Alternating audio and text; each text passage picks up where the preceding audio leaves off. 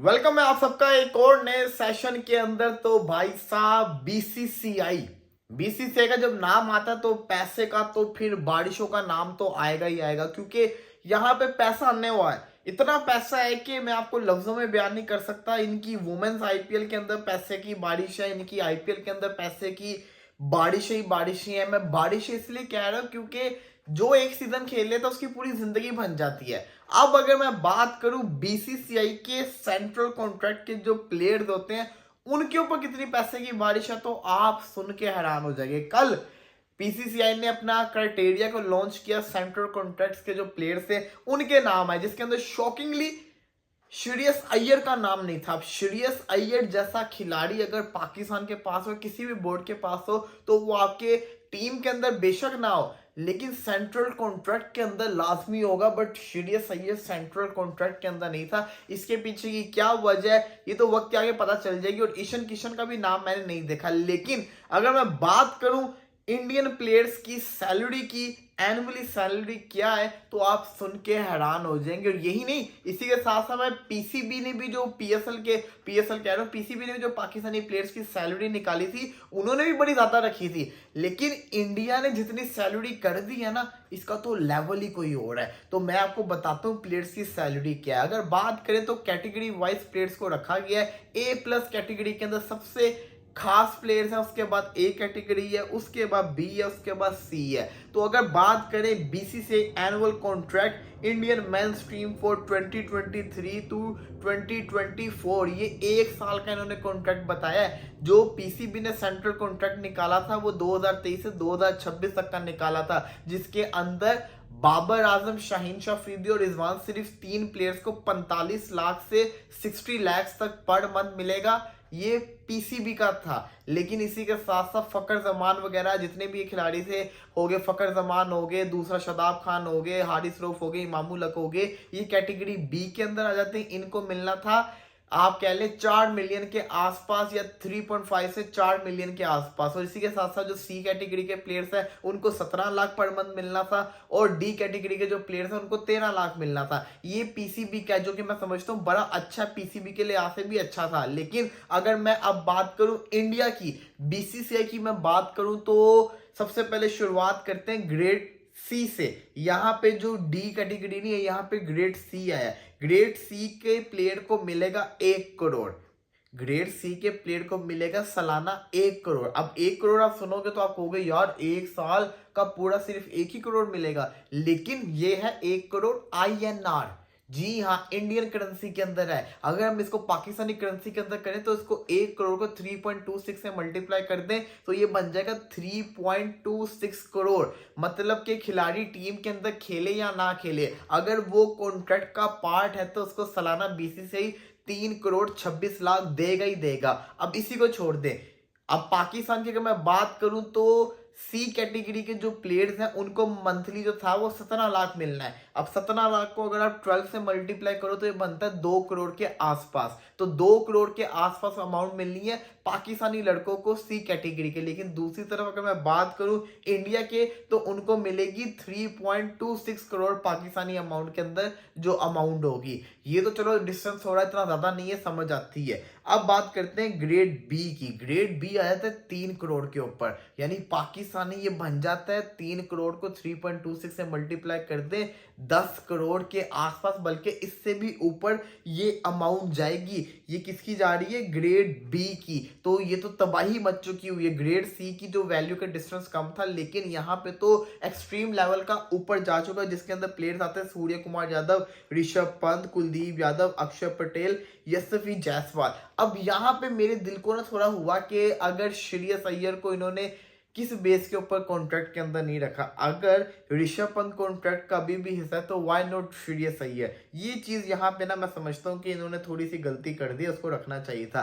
फिर grade A की बात करते हैं। ग्रेड ए जो होता है बड़ी हाई कैटेगरी के अंदर आता है, जिसके अंदर रविचंद्रन अश्विन है, शामी है, सिराज है, राहुल है, गिल है, हार्दिक पांड्या है। इन प्लेयर्स को मिलेगा मंथली 5 करोड़। अब 5 करोड़ का मल्टीप्लाई पे 3.26 कर दो तो 15 से 16 करोड़ के आसपास ये अमाउंट चली जाएगी, 16 करोड़ के आसपास। अब जो ग्रेड बी के पाकिस्तानी लड़के हैं उनकी 40 लाख, मैं ज्यादा से ज्यादा 40 लाख महीने का लगा लेता हूँ। अगर मैं 40 को मल्टीप्लाई कर दूं, 40 को मैंने मल्टीप्लाई कर दिया 12 के साथ, तो ये बनता है 4 करोड़।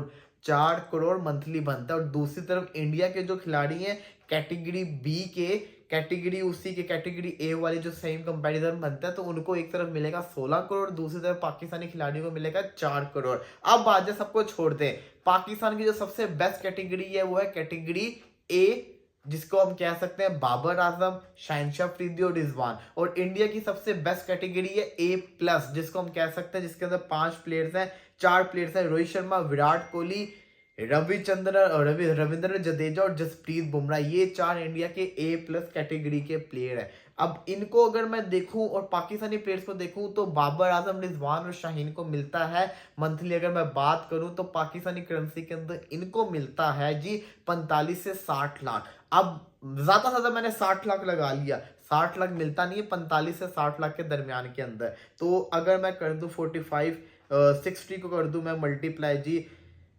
60 मल्टीप्लाई बाय 12, तो ये बन गया 7 करोड़ 20 लाख। ये बन गई पाकिस्तानी प्लेयर्स की सालाना अमाउंट। अब इसी को अगर मैं इंडियन जो करेंसी है इसका 7 करोड़ एक बंदे को सालाना मिल रहा है, तो इस 7 करोड़ को अगर मैं मल्टीप्लाई कर दूं 3.26 से, तो ये बनता है 22.82 करोड़। मतलब कि अगर विराट कोहली आईपीएल से 17 करोड़ ले रहे हैं तो वो बीसीसीआई से सालाना 23 करोड़ पाकिस्तानी लेंगे। इट्स टू ह्यूज यार, मतलब कितना पैसा। रोहित शर्मा को अगर मुंबई इंडियंस 15 करोड़ दे रहा है तो वो पाकिस्तानी 22 करोड़ 82 लाख रुपया खाली बीसीसीआई से ले रहे हैं। इतना पैसा प्लेयर्स को मिल रहा है, तो फिर आप खुद सोचें कि ये प्लेयर्स क्यों दूसरी लीग्स खेलेंगे, इनके पास पैसे की कमी नहीं है। तो ये चीज़ मैं बताना चाह रहा था। और सबसे बड़ी चीज़, पीसीबी का रिकॉर्ड अच्छा नहीं है। पीसीबी का रिकॉर्ड ये कहता है कि प्लेयर्स को बड़े सारे महीनों की सैलरीज नहीं मिली थी, बड़ी मुश्किल से सैलरीज क्लियर हुई, काफियों की अभी तक शायद ना भी हुई हो, हमें कंफर्म नहीं है, लेकिन फिर भी मैं बता रहा हूँ। तो यहाँ पे तो कंफर्म नहीं है कि सैलरीज रोकी भी जा सकती है लेकिन मिल जाती है, लेट हो जाती है लेकिन मिल जाती है। लेकिन वहां पे जितना पैसा बोर्ड के पास है तो सालाना सैलरी मिलनी ही मिलनी है। तो पैसे के नाम की अगर मैं बात करूं तो बीसीसीआई बहुत ऊपर है। देखिए पीसीबी भी बड़ा अच्छा पैसा दे रहा है, कम नहीं दे रहा, पैसे बड़े अच्छे दे रहा है। बाकी बोर्ड्स की निस्बत पीसीबी जो है, दूसरे देखो सिर्फ इंग्लैंड और ऑस्ट्रेलिया को माइनस कर दो, बाकी बोर्ड्स के बदले पीसीबी अच्छी अमाउंट दे रहा है। बट जो कंपैरिजन अगर हम बीसीसीआई के साथ करें तो ये बहुत बड़ा डिफरेंस बन जाता है। सिर्फ कैटेगरी सी का जो डिफरेंस है ना, वो थोड़ा आसपास बनता है, थोड़ा हम कह सकते हैं कि थोड़ा ये डिफरेंस बन जाए। वो भी इसलिए बनता है क्योंकि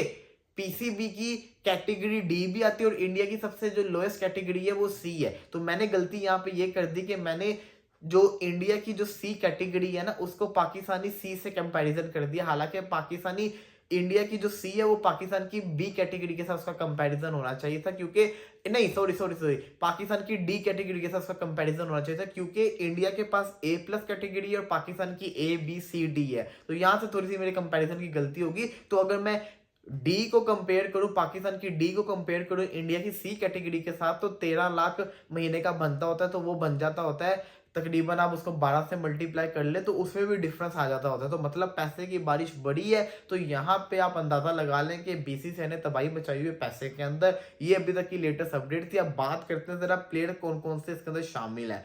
तो इंडिया के प्लेयर से अगर मैं बात करूं तो ए प्लस कैटेगरी में विराट कोहली, रोहित शर्मा, जडेजा, जसप्रीत बुमराह। बी कैटेगरी के अंदर, ए कैटेगरी के अंदर ही अश्विन, शमी, सिराज, राहुल, शुभमन गिल, हार्दिक पांड्या। अब हार्दिक पांड्या ए प्लस कैटेगरी के अंदर नहीं है, ये ए प्लस कैटेगरी में इसलिए नहीं क्योंकि ये टेस्ट मैचेस नहीं खेलते होते।